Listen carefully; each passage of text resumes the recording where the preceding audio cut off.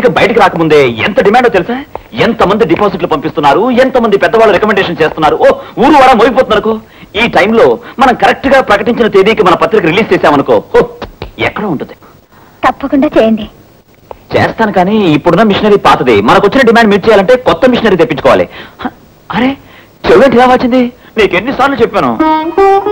ఎంత కావాలి? అది కాదు పుష్ప, ఇప్పటికే మీ అమ్మగారు బ్యాంక్ లో దాచుకున్న డబ్బు వాడేశాను. మళ్ళీ ఆవిడ కష్టపెట్టడం నాకు ఇష్టం లేదు. నీ నగలున్నాయిగా, అవసరానికి అడ్డం పెట్టుకుని వారం తిరగకుండా తీసుకొచ్చి ఇచ్చేస్తాను. ఈ విషయం మీ అమ్మగారికి చెప్పాలా? అక్కర్లేదు. అమ్మకు చెప్పకుండా ఎలాగండి? ఏముంది, నేను తీసుకెళ్లి లాకర్లో పెట్టానని చెప్పు. కానీ ఈరోజు శుక్రవారం అండి, లక్ష్మి తాకట్టు పెట్టకూడదు.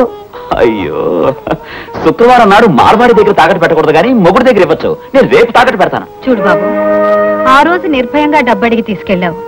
ఈ రోజు నాకే తెలియకుండా నగలు తీసుకెళ్లాలనుకుంటున్నావు.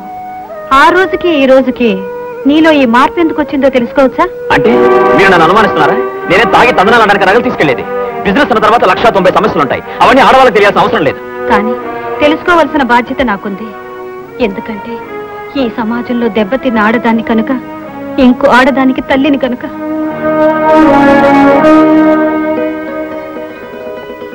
నేను చెప్పానుగా, ఆవిడ కొంచెం చేదస్తాం.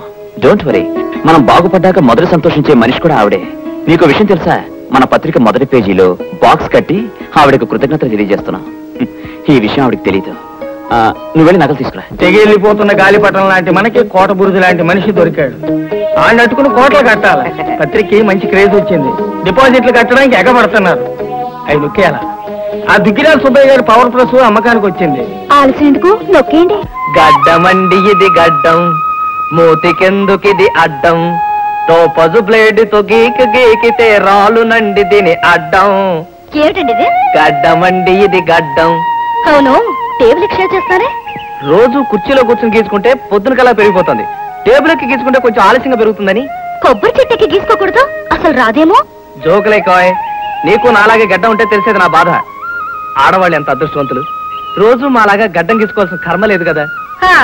మాకుంటే కష్టాలు చాలక గడ్డం ఒకటి పెంచుకుని తిరగాల. మీరు పిల్లలు కనండి చూద్దాం. మేము లేకుండా మీరు ఒక్క పిల్లని కనండి చూద్దాం. ఏమండి, ఈ రోజు టేబుల్ మీద కావచ్చు, కొబ్బరి చెట్టు మీద కావచ్చు, గడ్డం గీసుకోవడానికి వీలు లేదు. ఏ నువ్వే గీస్తావా? ఇంకో 6 నెలల వరకు మీరు గడ్డం గీయడానికి వీలు లేదు. ఏ ఏదైనా దీక్ష, వ్రతమా? పెళ్ళం కడుపుతో ఉంటే మొగుడు గడ్డం గీయకూడదు. ఓహో, నిజంగానా? పట్టుకో. అయితే బుజ్జిగాడితో బ్రహ్మాండంగా ఆడుకోవచ్చు అనమాట. ఈ శుభ సందర్భంలో నువ్వేమైనా అడుగు, బహుమతిగా ఇచ్చేస్తాను. ఏమండి, నాకు చెప్పు. కలరు సోడా కావాలా? టీవీ కావాలి. ఏమ్మా, పోలమ్మ చెప్పేదాకా మాకు ఈ విషయం తెలియకూడదు అనుకున్నావా? నేను చెప్పమన్నాను, నేను కదిలితేగా. చూడవే, నీకు అచ్చ నీలాంటి ఆడపిల్ల పుడుతుంది. నీకు బాగా బుద్ధి చెప్తుందిలే. ఏ పిల్ల పుట్టినా పర్వాలేదు, కానీ పుట్టే పిల్ల ఏసీ రూమ్ లో పుట్టాలి. వ్యర్థ వేషాలు వేసావా? జాగ్రత్త, అమ్మాయిని పువ్వులో పెట్టి చూసుకోవాలరా. పొట్టబోయేది నా మనవడు. నేను బాబాయికి మాట ఇచ్చిన ప్రకారం మనవడు రెడీ. నీ ఇల్లు రెడీయా? ఓ ఎస్, మీ అబ్బాయికి పేరు పెట్టే రోజే ఇంటి గృహప్రవేశం. ఓహో, పల్లెలో భారంగా అరుస్తోంది. బహుశా అది కడుపుతా ఉన్నట్టుంది. వెళ్ళి స్వీట్ పెట్టండి. ఊళ్ళో ఏ మూలకెళ్ళినా మామిడికాయలు తినేవాళ్ళు, చింతకాయలు తినేవాళ్ళు, వాంతులు చేసుకునేవాళ్ళు కనపడుతున్నారు. బుట్ట నిండా మామిడికాయలు, చింతకాయలు ఉన్నా తినాలన్న బుద్ధి మాత్రం కలగటం లేదు. నువ్వు తినొచ్చు కదా, నిన్ను కాదనే వాడేవాడు. కొట్టు నీది, కాయ నీది. కోసి ఉప్పు కారం అని చెప్తాను, సప్పరించుకుంటా తిను. నువ్వు కోచెడితే తినాల్సిందే, కానీ కావాలని కొరుకు తినేలా మాత్రం చెయ్యు. బాగుందే, మధ్యలో నా అడ్డేటి నేనే చేయలే. ఏలెడితే కొరకలేవు, అన్ని వివరంగా చెప్పాలి. ఏది ఏమైనా సరే ఈ నెల తిరిగేలోగా నేను నెల తప్పేలా చేయాలి, అంతే. ఇదేమన్నా తాకట్టు పెట్టిన నగేటే డబ్బులు ఇచ్చి ఇడిపించుకొచ్చేయడానికి, లేదా చెట్టుకు కాసిన కాయ తెప్పుకొచ్చేయడానికి. 5 దేవుడు కలిస్తే గాని పాండవులు పట్టలేదు. మన చేతుల్లో వెళ్ళలేదు, దేవుడు ఇవ్వాలి. గాల్లో దీపం పెట్టి దేవుడే నువ్వే దిక్కంటే ఆడేం చేస్తాడు. మన లోపం లేకుండా మన పరిమాణం చెయ్యాలి. ఈ నింద నేను భరించలేకపోతున్నా. వచ్చే ఏళ్ళకి తల్లో మల్లెపూలు, తెల్ల కోక కట్టుకుని రంగంలోకి దిగు. తెల్లారే పాటికి నువ్వు నేను డోకోట ఖాయం. మనోడు పందిరెత్తే పిచ్చికలు పడగొట్టేయని. ఏటే ఈ ఆళ్ళని ఇంట్లోకి రాకూడదు. అన్నవత్సాలు కడితే వనవత్సాలు పోయినా ఏటే. టీవీ మన ఇంటికి అయి ఉంటుంది. ఏమిటిది, టీవీనా? కాదు, రేడియో. లేకపోతే ఏంటమ్మా టీవీ? ఎక్కడ తీసుకెళ్తున్నా? ఈ అడ్రస్ ఏంటో తెలియడం లేదమ్మా. చెమటకి తడిసిపోయింది చీటి. టీవీ ఎవరికి ఇవ్వాలో అర్థం కావడం లేదు. రామారా మావారే ఈ టీవీ మాదే. అమ్మయ్య బతికించావు తల్లి. గంట నుంచి ఎండలో పడి తిరుగుతున్నా. రాత్రి ప్రజెంట్ చేస్తానన్నారు, లేకపోతే ఈ వీధిలో టీవీ కొనేంతటి వాళ్ళు ఎవరున్నారు? లోపల తీసుకురా. అబ్బా తొందరగా ఫిక్స్ అయ్యా బాబు, మంచి మంచి ప్రోగ్రామ్స్ అన్ని పోతున్నాయి. అయిపోయిందమ్మా అయిపోయింది. ఇదిగోడు ఏమై రిక్షాబి, నువ్వు ఆ జేబీ ఎలక్ట్రానిక్స్ వాళ్ళ రిక్షా వాడిదే కదా? అవునండి. ఏమేమా టీవీ ఏది? ఫోన్ చేస్తే 3 గంటలకి పంపించేసామన్నారు. మేము వీధంతా గాలిస్తున్నాం. మీ టీవీ ఏమిటండి? మీ టీవీ ఏమిటా? చూడవయ్యా రసీదు. ఇదిగో రామన్న 4th క్లాస్ స్ట్రీట్. ఏమయ్యా వాడిది పక్కిల్లేగా, మా టీవీతో పాటు తీసుకురావచ్చుగా. తర్వాత పంపిస్తారులేండి. అదేమిటమ్మా రాణి, ఈ టీవీ మాదే. గాలేవారండి, ఇది మావాడు పంపించింది. కాదమ్మా, నేనే స్వయంగా సెలెక్ట్ చేసి తీసుకున్నాను. ఇదిగో చూడు ఇక్కడ, ఇదిగో చూడవయ్యా నెంబరు. అయ్య బాబాయ్ నా ఉద్యోగం పోతుంది. ఈ టీవీ వెళ్ళదే, ఇచ్చేయండి ఇచ్చేయండి. చూడండి, బెడ్ వచ్చిన వేళ గొడ్డొచ్చిన వేళ టీవీ సెట్ వచ్చిన వేళ అన్నారు. నట్టింట్లో బిగించిన టీవీని తీసుకెళ్లడం భావ్యం కాదు. మేము కొనుక్కోవాలనుకుంటున్నాం. మా ఇంటికి వచ్చిన టీవీని నేను విడిచిపెట్టను. కావాలంటే ఎంతైందో చెప్పండి, దాని మీద మరో 1000 రూపాయలు వేసి మీకు ఇస్తాను. సాయంత్రం మీరు వెళ్ళి కొత్తది కొనుక్కోవచ్చు.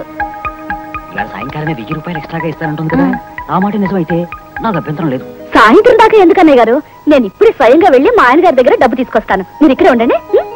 ఇదేదో బాగానే ఉంది. రోజుకో టీవీ ఇలా మారిపోతూ ఉంటే రోజుకు 1000 రూపాయలు లాభం. Very good. What is you?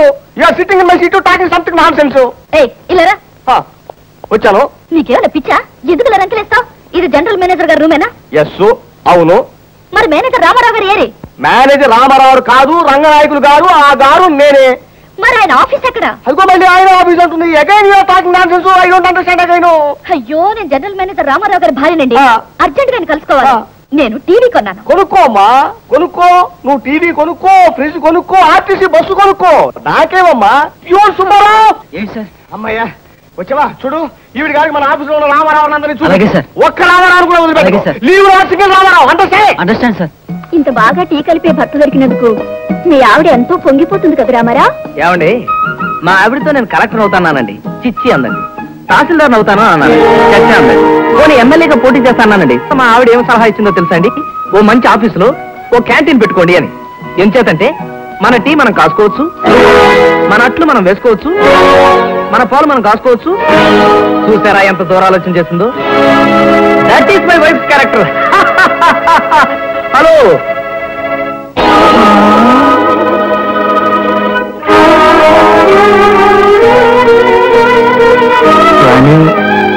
నువ్వు ఇక్కడ నేను రాననుకున్నారా? మీ రహస్యం ఇలాగే జీవితాంతం సాగుతుంది అనుకున్నారా? ఇదేనా మీరు చేస్తున్న బ్రాంచ్ మేనేజర్ ఉద్యోగం? ఇక్కడ కప్పులు కడిగి పనిచేస్తున్నారా? మిమ్మల్ని చూస్తుంటే మీకు సిగ్గేయడం లేదు?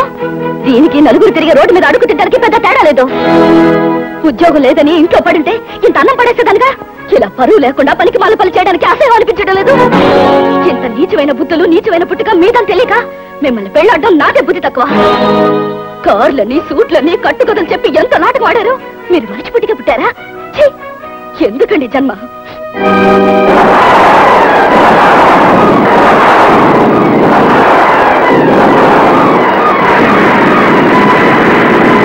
ఏమిట్రా కంగారు? కంగారు కాదురా, దళ, వణుకు, ఆవేశం. దేనికి ఆవేశం? నా కూతురు అల్లుడు ఇంటి నానా బీభత్సం చేస్తున్నారు. అది సై అంటే వీడు సై సై అంటున్నాడు, అది ఒకటంటే వీడు 2 అంటున్నాడు. రే కూర్మం, ఆలు మగల మధ్య తగు వచ్చినప్పుడు మనం ఎంత దూరంగా ఉంటే వాళ్ళంత తొందరలో దగ్గర అవుతారు. మనం మధ్యలో కలగజేసుకుని కెలకడం మొదలెడితే వాళ్ళ గొడవలు తగ్గవు సరికదా, ఎక్కువ అవుతాయి. అంచేత నువ్వు వెంటనే ఇంటికి వెళ్ళి ఓ 15 రోజులకి సరిపడా బట్టలు సర్దుకుని స్టేషన్కి వచ్చేయి. నిన్ను 34 ఎక్కించి కంచికి పంపించేస్తాను. ఆ మఠంలో కొన్నాళ్ళు ఉండిరా. రామేశ్వరం వెళ్ళిన శనేశ్వరం తప్పదన్నట్టు కంచికడిలో బలి ఉంటుంది కదా అక్కడ. నీ దరిద్రం పోవాలి అంటే ఆ బంగారు బలిని ముట్టుకు రావాలి. ఆ పని చేసుకున్నవురా, నువ్వు స్టేషన్ లో అడిగెట్టేసరికి మన వాళ్ళందరూ వచ్చి హ్యాపీగా స్వాగతం చెప్తారు. ఇంకేం ఆలోచించుకో, బయలుదేరు.